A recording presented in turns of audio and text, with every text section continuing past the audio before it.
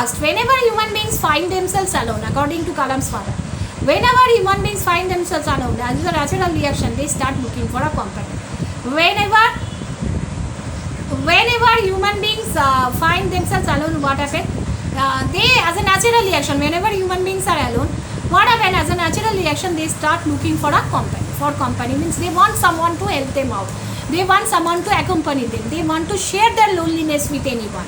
They want, they can't live alone. Man is a social animal.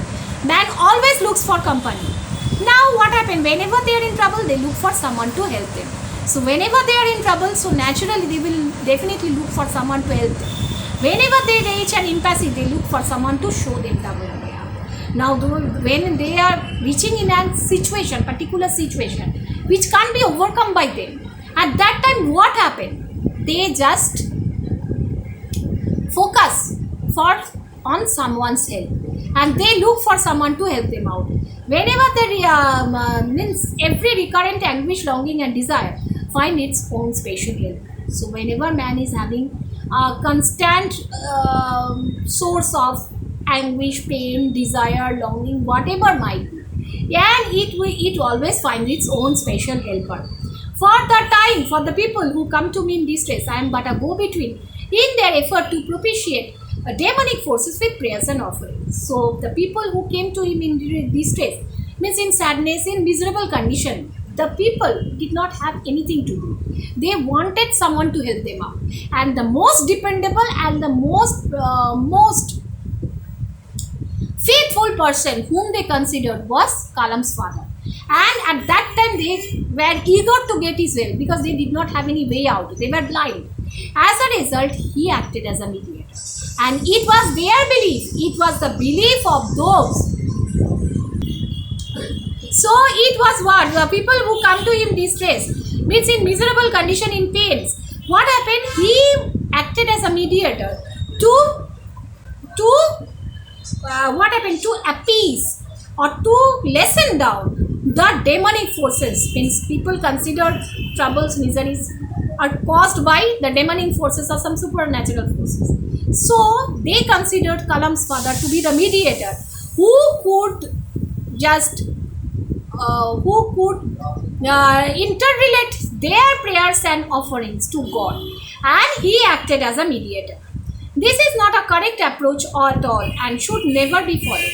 One must understand the difference between a fear-ridden vision of destiny and the vision that enables us to seek that enemy of fulfillment within ourselves. So according to Kalam's father, that was not at all a correct approach. Why? Because one must understand what was the significance of his sufferings, and one must understand the difference between a fear-ridden vision of destiny. Fear-ridden vision of destiny means how destiny should be, means how the vision should be clear. One must not be afraid of his or her destiny, that what would be going to happen or what will happen to him or her. So they should not at all be afraid. They should face the current situation. They should face the present with utter boldness, and at that point of time they would be able to recover, because they are considered to be powerful by their by their own existence, as they are considered as the part of God. So these human beings must understand their self-power, their self-realization. They should self-analysis that they must not be afraid of their destiny, and they must not, and the vision that enables, means the vision, they should have the clear vision. And what happened? They should understand that vision, and they should understand vision means they should see clearly. They should have the mental analysis of themselves, their power. They should search for the enemy. Means for the enemy means the negative thoughts which are stopping them to realize their own self power. So they should understand these things. They should not be afraid of destiny. They should come out, means get rid of that thought of destiny or they should come out of that unknown fear, and they should search the enemy within themselves, the negative thoughts within themselves, who or which are stopping them to understand the power of their own self. I remember my father starting his day at 4 a.m. by reading the namaz before dawn. So he remembered his father starting his day as a very religious Muslim at 4 a.m. by reading the namaz. He used to started his day. After the namaz, he used to walk down to a small coconut grove we owned about 4 miles from our home. So after the namaz, he used to walk to a small coconut grove. They were the owners of that coconut grove, small coconut garden, and about which was 4 miles from their house. He would return with a dozen of coconuts together thrown over his shoulders. He would return with a dozen of coconuts thrown over his shoulders, and only then he would have his breakfast. After that, he would have his breakfast. This remained his routine even when he was in late 60s. So even when he was in late 60s, this remained his routine. I have throughout my life, I tried to emulate my father in my own world of science and technology. So he tried to analyze, he tried to find out the real worth of his father in his own world of science and technology. He always tried to understand the truths, fundamental truths revealed or disclosed to him by his father. I have endeavored to understand the fundamental truths revealed to me by father and feel convinced that there exists a divine power that can now lift one up from confusion, misery, melancholy, and failure and guide one to one's true place. So Kalam also realizes that he always tried, in his earlier life, in his life, he always tried to understand the fundamental truths which were, or the basic truths which were revealed to him by his father.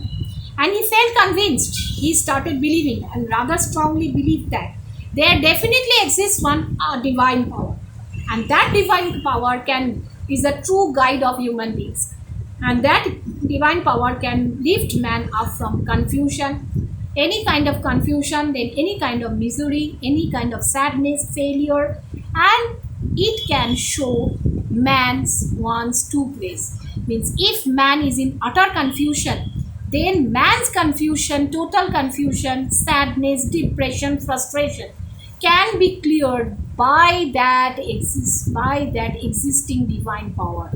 And if man realizes that divine power within himself, he can easily come out from any kind of dilemma and he can reach his own place. He will be out of any kind of confusion and reach the calmness of mind. And once an individual severs his emotional and physical bond, he is on the road to freedom, happiness, and peace of mind. This is a sort of greater spiritual realization which is often said, which you can often see among the various religious thoughts of our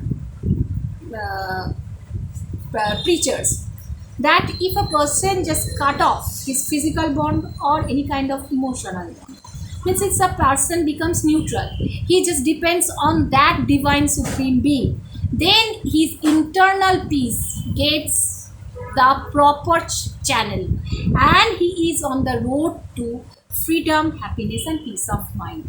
So if a person gets detached from the worldly materialistic affections or attractions, then only he can realize his true existence and he can realize the perfect mental peace and he will be very much on the road to happiness. That internal realization can only come if a person is convinced that there exists one supreme power. So the ultimate spiritual realization which is felt by Kalam is the only sensation of our life. So this is the story. I hope all will enjoy it.